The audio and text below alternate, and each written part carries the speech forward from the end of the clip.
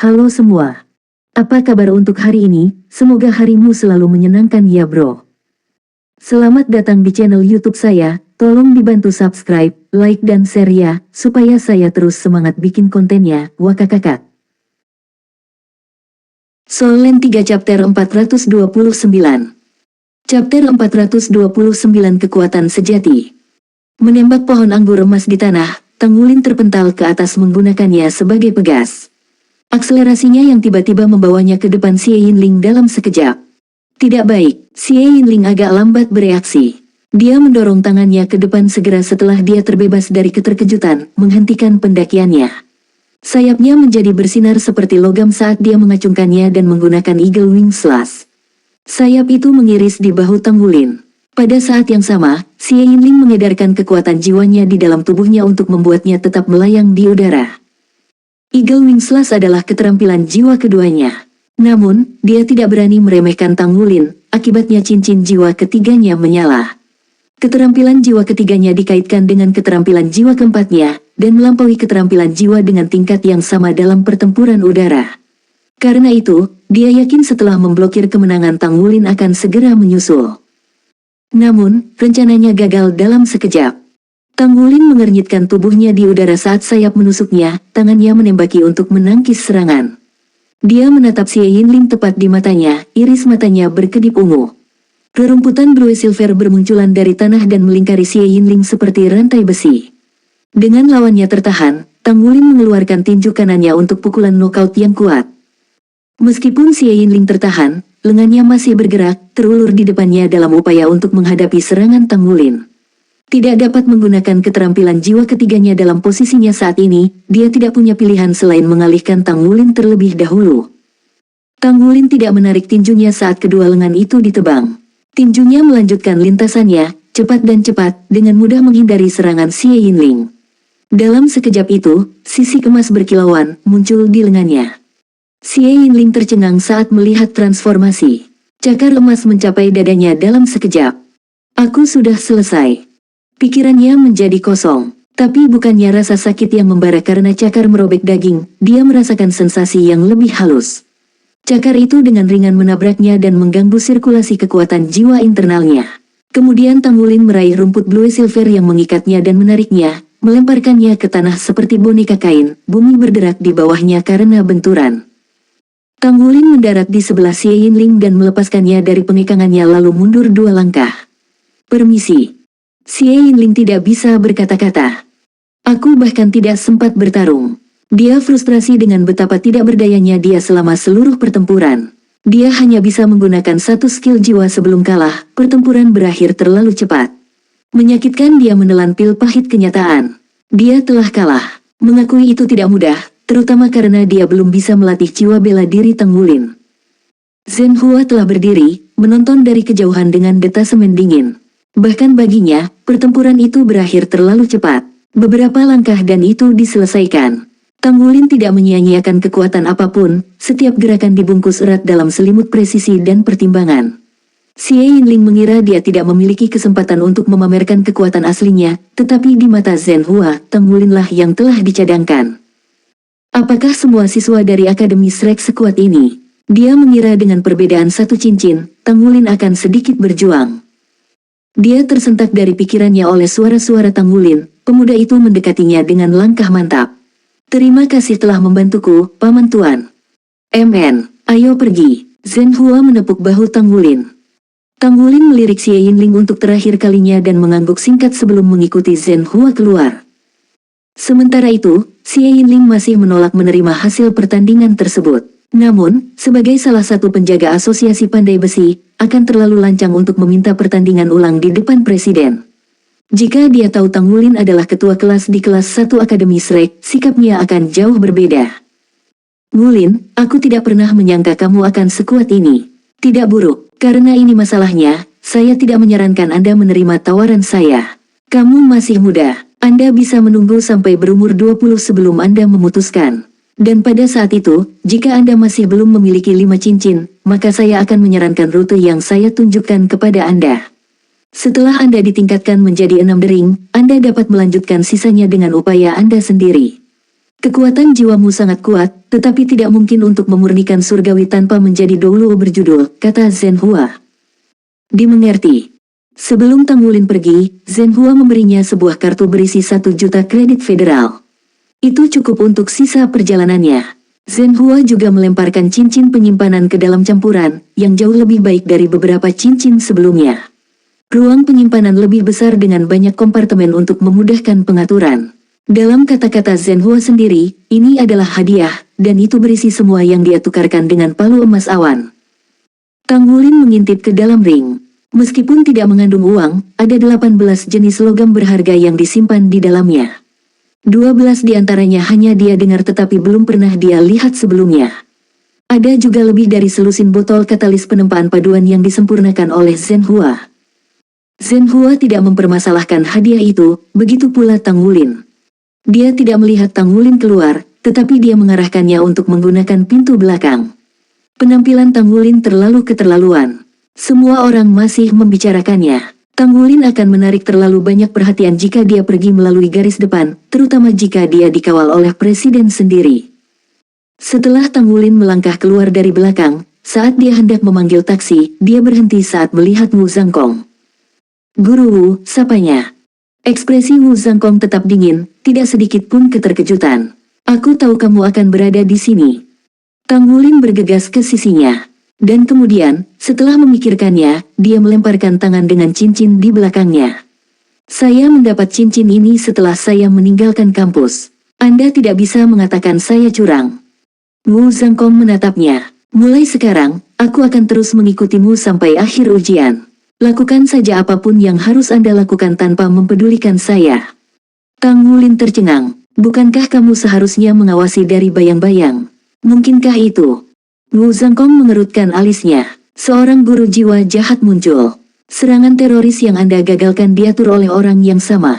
Saya sudah memberitahu akademi, dan mereka telah mengirim lebih banyak guru untuk datang melindungi peserta ujian.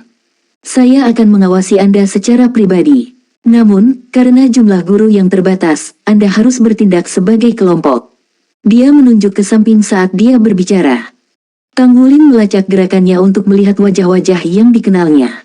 Gu Yue, Ye Xinglan, Su Xiaoyan, Su Lizi, dan Xie Xie berdiri agak jauh, tersenyum cerah. Meskipun mereka ketinggalan kereta Tang Wulin, mereka naik kereta berikutnya dengan Wu Zhangkong, tiba di Heaven Do City sebagai kelompok. Mereka mengikuti rute yang sama. Ketika Wu Zhangkong kehilangan Tang Wulin, roda gigi di kepalanya berputar terlalu cepat. Tanpa uang namun memiliki keterampilan pandai besi yang tinggi, Tang Wulin kemungkinan besar ditemukan di dekat asosiasi pandai besi setempat.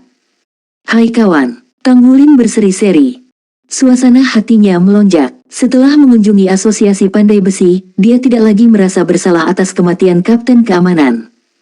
Su Lizi mengambil inisiatif untuk berjalan. Dia mengukur Tang Wulin, lalu mengendus. Keheranan memenuhi wajahnya. "Apakah kamu makan sesuatu yang enak?" Rahang Tang Wulin ternganga. "Bagaimana kamu tahu?" Su Lizi menyeringai lebar. "Jenis makanan kami memiliki indera penciuman yang luar biasa. Ayolah, cepat beritahu aku apa yang kamu makan." "Apa gunanya memberitahumu? Ini tidak seperti kamu bisa memakannya sekarang. Aku tidak ingin membuatmu lapar." Wu Zhangkong menyela. "Apakah kamu sudah memenangkan pertandingan?" Tang Wulin mengangguk. "Baik, tak satu pun dari yang lain selesai. Kalian putuskan rencanamu. Jangan pedulikan aku akan mengikutinya dengan tenang." Tang Wulin mengerti bahwa Wu Zhangkong ada di sana untuk melindungi mereka, dan kehangatan lembut menyapu hatinya. Dia berpaling ke teman-temannya dan tersenyum. "Sepertinya kita bersama lagi. Kemana kalian ingin pergi untuk mencari lawan?" "Ayo pergi ke Pagoda Roh," kata Gu Yue, matanya bersinar saat dia menatapnya. Pagoda Roh. Senyuman Tang Wulin semakin cerah. "Tepat sekali. Ada banyak master jiwa di sana. Gu Yue memiliki status tinggi di sana juga, jadi akan mudah menemukan beberapa lawan." "Ya, ayo pergi." Heaven Do City ramai dengan aktivitas. Tidak butuh waktu lama bagi mereka untuk menemukan taksi, dan tak lama kemudian mereka dalam perjalanan ke Pagoda Roh setempat. Di dalam mobil, Tang Wulin membiarkan Wu Zhangkong melihat video perkelahiannya dengan Xie Yinling dan mengirimkan file tersebut segera setelahnya. Wu Zhangkong tidak mengomentari pertempuran tersebut. Dengan itu, Tang Wulin telah membersihkan kota pertamanya. Solen 3 Chapter 430. Chapter 430 pohon ini ditanam olehku. Pagoda roh lokal Heaven Door City berada di urutan kedua setelah markas besar di kota Shrek. Itu menjulang tinggi di atas gedung-gedung di sekitarnya, menakjubkan di ketinggiannya. Saat ini, Sulizi dan Tang Wulin sedang berjalan bersama. Aku bisa merasakan esensi darahmu lebih kental dari sebelumnya. Itu pasti karena apapun yang Anda makan. Aku tidak percaya kamu tidak mau memberitahuku. Sulizi menangis. Bukankah kita bersaudara? Baik, saya beri. Itu udang rubi. Meskipun tendon naga darat 1000 tahun juga kuat, itu tidak bisa dibandingkan dengan udang rubi. Mendengar kata-kata itu, Sulizi gemetar. Udang rubi, di mana kamu mendapatkannya? Tang Wulin menatapnya dengan curiga. Orang lain memberikannya kepada saya. Apakah kamu mengetahuinya? Baru setelah tepat di depanku aku mendengar namanya. Itu udang rubi, dari Blood Trance, kan? MN, Tang Wulin mengangguk. Sulizi tercengang. Setelah menenangkan diri beberapa saat, dia berbicara. Apakah kamu yakin itu yang kamu punya? Semua perangkat jiwa tidak berfungsi di dekat palung darah karena medan magnetnya yang aneh. Paritnya juga memiliki kedalaman beberapa kilometer dan penuh dengan makhluk jiwa. Itu dikenal sebagai salah satu area terlarang di dunia. Udang rubi, yang kamu katakan hanya ditemukan di palung darah. Bahkan Master Armor Tempur 4 kata kesulitan mengambilnya. Apakah kamu yakin itu yang kamu makan? Tang Wulin telah menebak bahwa udang rubi itu berharga, tetapi dia tidak pernah mengharapkannya sampai tingkat ini. Itu adalah makanan lezat yang hanya bisa didapatkan oleh Master Armor Pertempuran 4 kata. Tidak heran bahkan Divine Blacksmith seperti Zhen Hua menganggapnya berharga. Siapa yang memberikan itu kepadamu? Saya ingin mencobanya juga. Sulizi merajuk. Saya tidak tahu namanya, kata Tang Wulin. Dia teman paman tuanku. Tidak ada yang tersisa. Atau apakah Anda ingin saya memuntahkannya untuk Anda coba? Saya pikir masih ada sedikit yang tersisa di perut saya. Kau menjijikan. Ye Xinglan, yang berjalan di depannya, melontarkan pandangan kotor ke arahnya. Sulizi terdiam dengan kesuraman. Dia merasa tertekan karena melewatkan pengalaman seperti itu. Mereka segera mencapai pagoda jiwa, obrolan mereka berubah menjadi ketenangan yang penuh perhatian. Wu Zhangkong mengikuti di belakang mereka tanpa sepatah kata pun, hanya memperhatikan mereka dengan mata dinginnya. Tang Wulin melirik gurunya. Pikiran tentang kekasih Wu Zhangkong yang dimakamkan di pemakaman surga Dou City masih melekat di benaknya. Wu Zhangkong membalas pandangannya dengan tatapan tajam. Kemudian matanya beralih ke tempat lain. Gu Yue menunjukkan ID-nya dan segera diterima di dalam. Dia memimpin mereka ke ruang konferensi di lantai 3. Tak lama kemudian, seorang pria paruh baya memasuki ruangan. "Halo, Nona Gu Yue," kata pria paruh baya itu. "Halo." Gu Yue berdiri dan mengangguk padanya. Pria itu membuat wajah canggung. "Aku sudah menyampaikan permintaanmu kepada seluruh staf, tapi itu akan melanggar terlalu banyak aturan.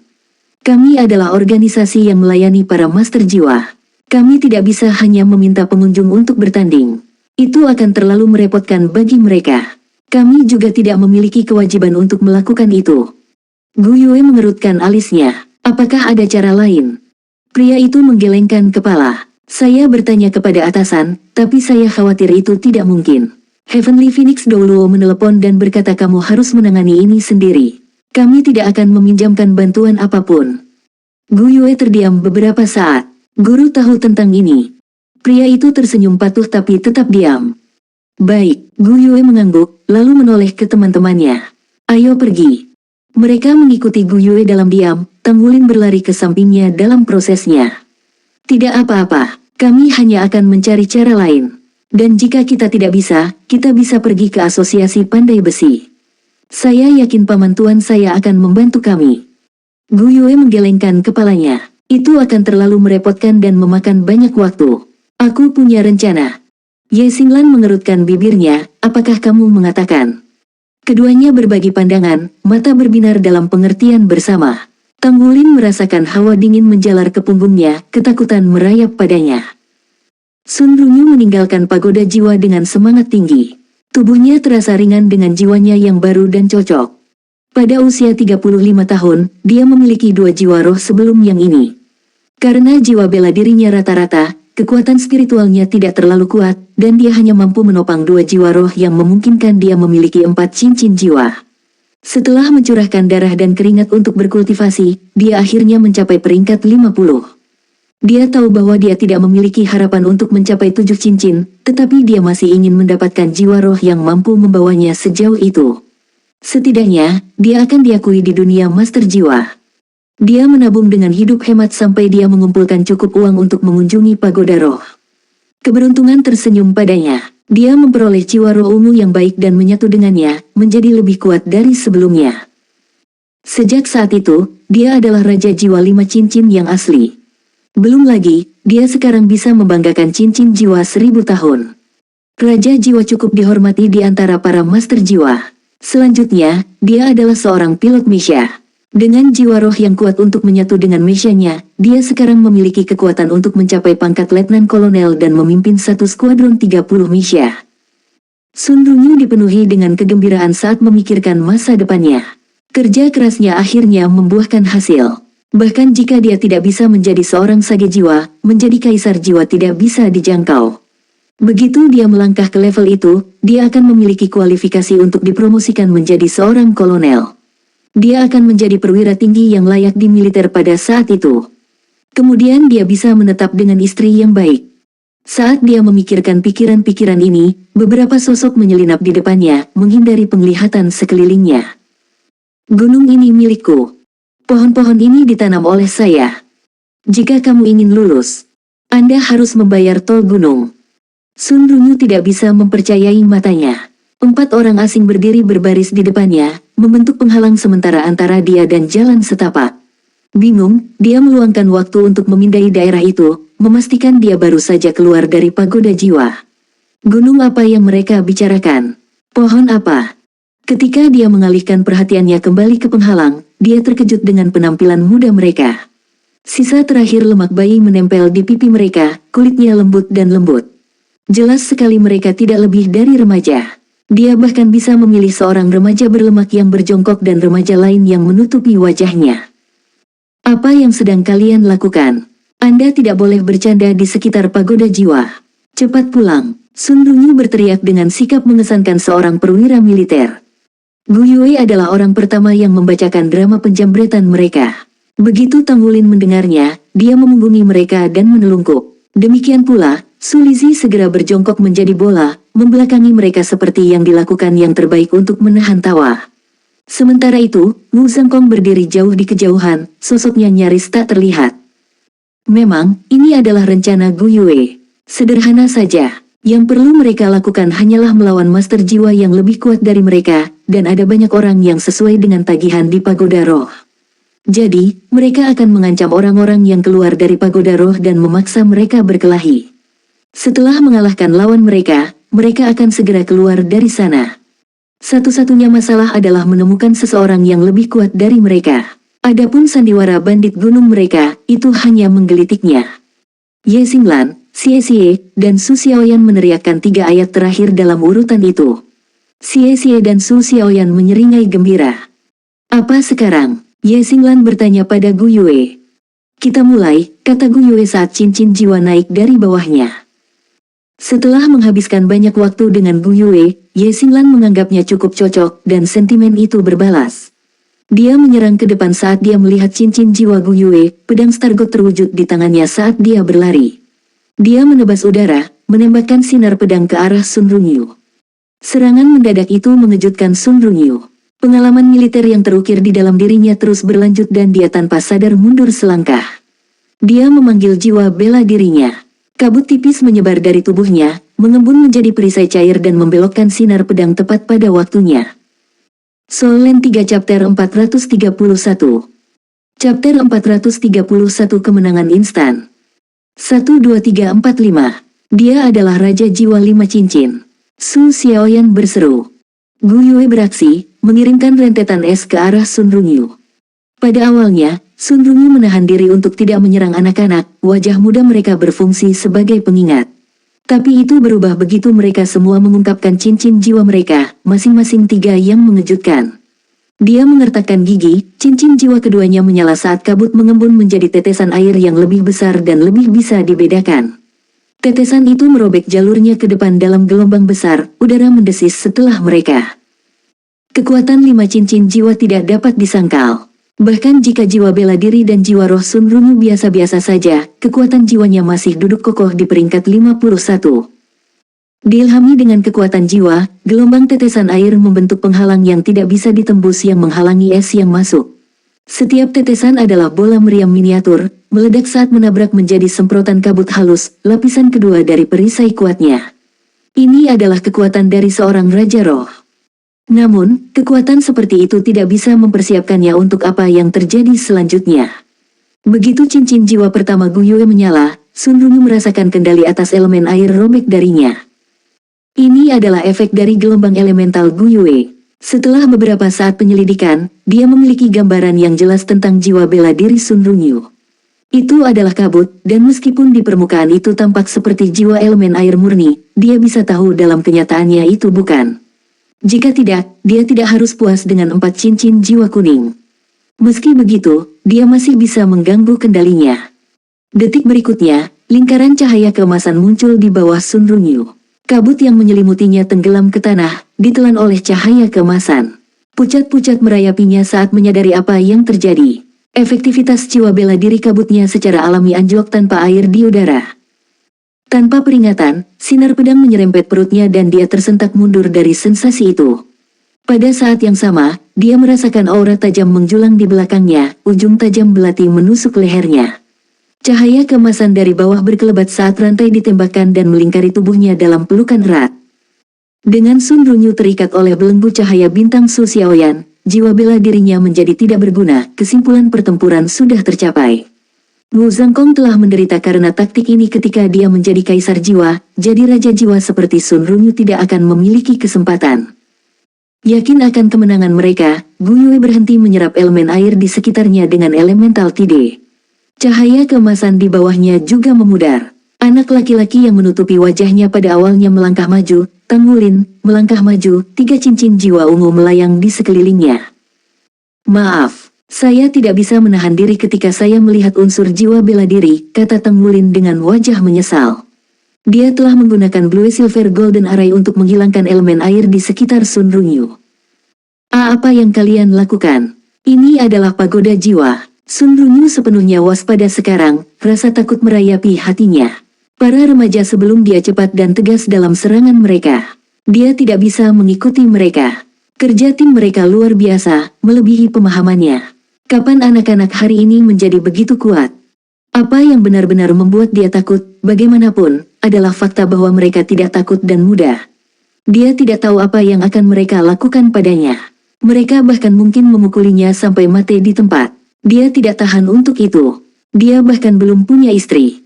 Tang Wulin melirik sosok Wu Zhangkong yang jauh, lalu mengembalikan perhatiannya kepada teman-temannya. Xie Xie dan Ye Xinglan mundur karena kata-kata yang tak terucapkan di matanya. Sun Runyu merasakan tubuhnya kembali normal, kekuatan jiwanya beredar di dalam dirinya dengan mantap sekali lagi. Tang Wulin tersenyum menawan saat dia berjalan. Maaf tentang itu, Paman. Kami dikirim oleh akademi kami untuk mencari lawan dalam pertempuran, begitulah keadaannya. Tolong jangan marah, kami tidak berniat menyakitimu. Sun Runyu tidak bisa memahami apa yang dia dengar. Pikirannya bekerja keras untuk memahami situasi. Dalam hati, dia merasa lega. Setidaknya mereka tidak keluar untuk membunuhnya. Dia mendengus, lalu pergi dengan terengah-engah. Dia tidak punya wajah untuk tinggal di sini lebih lama lagi. Tang Wulin tersenyum pahit saat dia melihat siluet Sun Runyu yang pergi. Kalian berhasil, bukan? Kami tidak punya banyak waktu, jadi berhentilah mengeluh, kata Ye Xinglan. Yah, kurasa karena gurumu tidak menghentikan kita, tidak apa-apa. Kami juga memiliki angka di pihak kami, jadi kami tidak menang sendirian. Kami hanya akan melakukannya lagi jika harus, gumam Gu Yue. Kami membuat keributan. Penegak hukum pagoda roh seharusnya sudah dalam perjalanan. Petugas penegakan hukum rata-rata memiliki 4 cincin dan pilot sebuah misya. Ada 3 orang per patroli. Rahang Tang Wulin ternganga. Anda bahkan akan berkomplot melawan orang-orang Anda sendiri. Gu Yue menggenggam tangannya di belakang punggungnya dan menoleh, untaian tengah malam berkibar tertiup angin. Aku belum pernah melawan Mesya sebelumnya. Pipi Tang Wulin mulai berkedut karena posenya yang tenang. Dia mulai menyesal bekerja dengan mereka. Siapa yang berani membuat gangguan di pagoda surga Do Spirit? Suara elektronik bergema di seluruh area. Sesaat kemudian, 3 sosok besar melesat. 1 berwarna ungu, dan 2 lainnya kuning. Total 3 Mesya. Seperti yang dikatakan Bu Yue, 1 skuadron dari 3 Mesya telah tiba. Tapi dia gagal memprediksi salah satu dari mereka akan menjadi Mesya ungu. Mesya ungu memimpin ketiganya. Tingginya sekitar 8 meter dengan tubuh yang ramping dan tampak halus. Bukannya meriam jiwa, itu dipersenjatai dengan sepasang pedang raksasa. Perwira militer umumnya hanya diberi Mesya kuning karena Mesya ungu dianggap Mesya pribadi. Karena tingginya biaya pembuatan Mesya ungu, hanya organisasi kaya seperti Pagoda Jiwa yang mampu membuatnya untuk staf mereka. Mesya ungu dirancang khusus untuk Master Jiwa Tunggal untuk memaksimalkan efek penguatan daya. Misalnya, seorang pilot dengan 4 cincin akan memiliki daya tembak Raja Jiwa 5 cincin, dan pertahanan yang lebih tinggi.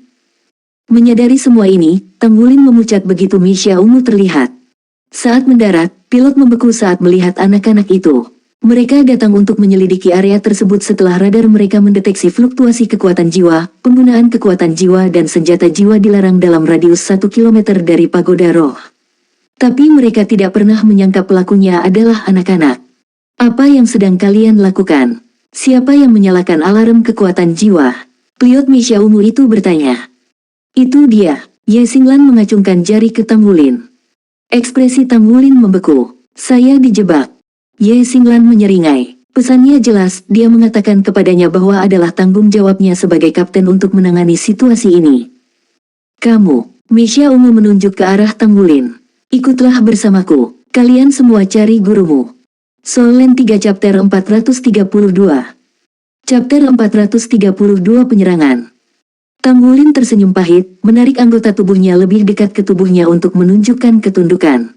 Maaf, Paman Penegak Hukum, saya melakukan kesalahan. Tolong jangan bawa aku masuk. Aku berjanji tidak akan melakukan ini lagi. Ye Xinglan membelah sisinya dengan tawa. Orang ini. Petugas penegak hukum mendengus. Aturan Pagoda Jiwa sangat ketat dan Anda tidak akan mendapatkan perlakuan khusus. Ikutlah bersamaku. Jangan khawatir. Anda hanya perlu menjelaskan cerita Anda dengan benar dan meminta guru Anda datang menjemput Anda. Hukumanmu tidak akan terlalu keras. Tang Wulin mendongak dan mengarahkan matanya yang besar. Berapa banyak yang tidak terlalu keras? Petugas penegak hukum menjadi tidak sabar. Paling banter, kamu hanya akan didenda. Denda. Suara Tang Wulin naik 1 oktav. Saya tidak punya uang, tetapi saya memiliki hidup saya. Uang adalah hidupku. Kamu bisa mendapatkannya dari mayatku. Tang Wulin berbalik dan berlari menjauh, teriakannya mengikuti dia seperti jubah tua. Saat melihat sosok melarikan diri Tang Wulin, petugas penegak hukum dalam Mesya ungu mendengus kaget. Bukankah anak-anak seusianya biasanya memandang Mesya pilot? Kenapa dia begitu tidak patuh? Dia mengejar Tang Wulin sepersekian detik kemudian. Aturan adalah aturan. Dia tidak bisa membiarkan Tang Wulin melarikan diri. Namun, dia dipisahkan dari 2 rekan patrolinya dengan melakukan itu. Tanpa mengucapkan sepatah kata pun, anggota tim Tang Wulin lainnya menyerang. Ye Xinglan menerkam seperti citah, Mesya kuning berfungsi sebagai mangsanya. Udara di sekitarnya bergerak dengan panas yang menyengat sementara Gu Yue memunculkan bola api yang sangat besar. Dengan sekejap ia merobek udara menuju Mesya kuning lainnya. Sementara itu, Xie menyelinap ke dunia gaib, merek gaibnya sendiri. Dalam satu gerakan yang mengalir, Su Xiaoyan mengangkat tongkat esnya dan tombak es muncul di udara. Dengan perhatian mereka masih terfokus pada pemimpin mereka, para pilot Mesya gagal bereaksi terhadap serangan tersebut. Yang pertama menjangkau mereka adalah Ye Xinglan. Pedang Stargotnya bersinar dengan gemilang saat dia mengacungkannya dan menggunakan skill jiwa pertamanya, Bintang Dewa Pedang. Saat itu juga, dia menjadi satu dengan pedangnya. Dalam hal kekuatan jiwa, Ye Xinglan adalah yang terkuat di tim mereka, diambang mendapatkan cincin jiwa keempatnya. Dia lebih cepat dari tipe agility seperti Xie. Selain itu, dia adalah pembangkit tenaga listrik dalam hal kekuatan tempur. Bahkan Yue Zhenyu merasa khawatir menghadapinya. Saat dia melepaskan kekuatannya, nasib Mesya kuning telah disegel. Mesya hampir tidak bisa mengangkat lengan untuk memblokir serangannya. Pekikan logam memenuhi udara saat tumbukan, gelombang cahaya bintang meledak terang dan menyilaukan. Itu mendorong kembali lengan Mesha, padat dan berdenyut dengan kekuatan jiwa. Ye Xinglan mendorong ke bumi dengan kakinya saat cincin jiwa ketiganya menyala, udara sejuk membuka jalan bagi tubuhnya yang bergerak. Ini adalah serangan terkuatnya. Kekuatan mematikan berkumpul di pedangnya dan kekuatan jiwanya berkobar. Dia bisa mendengar alarm menggelegar di pagoda jiwa yang jauh. Dia tidak bisa membuang waktu. Pada saat yang sama, bola api Gu Yue menghembuskan nafas dari targetnya. Tapi Misha kuning lainnya lebih cepat bereaksi. Ia mengangkat lengan kanannya dan memanggil perisai energi. Saat tabrakan, bola api meledak menjadi sebaran api. Namun, Gu Yue tidak berhenti di situ. Dia menembakkan bola api, bilah angin, dan es. Misha itu berjongkok dan bersembunyi di balik perisainya saat mengambil meriam jiwa 4 barel. Itu membidik. Campur di antara es adalah tombak es. Tiba-tiba berakselerasi, melesat melewati perisai energi Misha, dan menabrak lengan yang membawa meriam. Itu hancur menjadi semprotan es halus yang mendarat di lengan tersebut dan membekukannya di tempatnya. Xie muncul dari udara tipis di belakang Misha ini. Menunjuk celah di armor, dia menusukkan belatinya ke kelemahan, lengan dan senjatanya sebagai gerakan yang kabur. Meskipun Misha sangat berlapis baja, yang satu ini secara khusus memiliki armor yang terkonsentrasi di bagian depannya. Jika tidak akan hemat energi. Kelemahan Misha adalah salah satu hal pertama yang diajarkan Akademi Shrek. Xie menancapkan belatinya lebih dalam ke armor dan memutuskan salah satu kabel pusat untuk mengoperasikan Misha. Dalam sekejap mata, lampu Misha meredup dan gerakannya melambat hingga berhenti, meninggalkannya sebagai bebek duduk untuk pemboman elemen yang masuk. Ledakan benturan yang bergema mengejutkan pilot Misha ungu itu selama mengejar Tang Wulin. Pilot itu mengalihkan perhatiannya ke belakang saat dia melanjutkan pengejarannya. Tepat pada saat itu, Tang Wulin menancapkan kakinya ke tanah dan memutar tubuhnya. Dia mendorong tangannya ke langit untuk mencegat tangan raksasa Misha itu. Cahaya keemasan menyelimuti dirinya saat cincin jiwa emas yang bersinar bangkit dari kakinya. Itu adalah tubuh naga emas.